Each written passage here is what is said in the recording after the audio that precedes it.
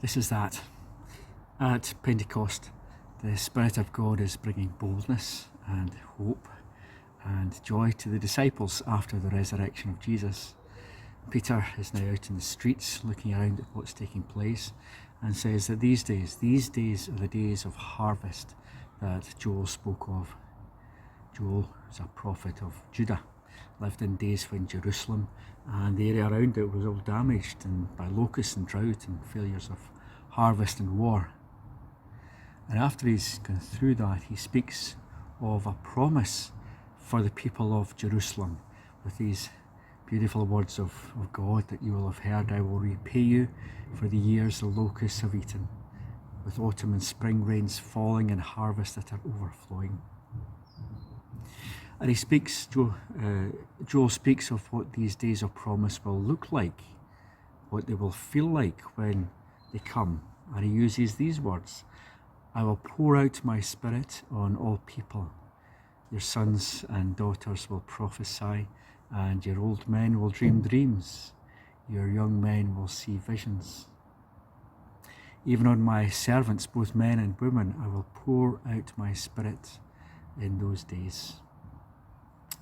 These are beautiful words of hope and life, of possibilities and visions which bridge across both men and women and old and young. Spirit will be poured out on all.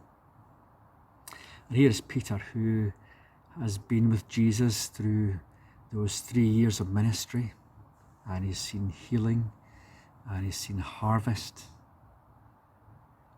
and he's seen Jesus betrayed and crucified.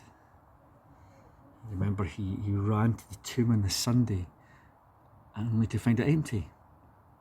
And yet he's seen Jesus raised to life. He has spoken with him. He has seen the wounds in his hand and his side. He's walked with him. He has had breakfast on the shores of Galilee with him. He's been forgiven. Peter, who has seen the Spirit spread like fire across them all in the upper room, bringing them out into the streets to speak of what is happening.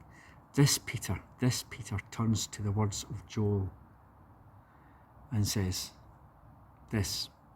everything that you're seeing here, this is the time of the promised gifts. When new harvest comes, when the Spirit gives boldness and words and vision and dreams to all my people. He says, when the lost time of the locusts is no more, and the blessing of rain falls and the harvest comes.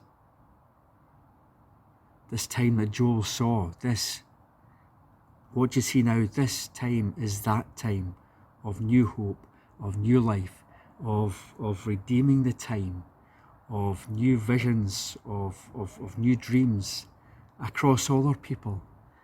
This time now is that time. And as I read this, think of it, all that is pounding in my heart is this: am I saying this too of now?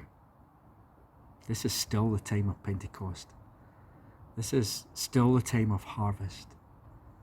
This is still the time of the boldness of the Spirit, when we will see visions and dream dreams from the youngest to the oldest. This is still the time of Pentecost. We still have the chance to say of now, this is that time.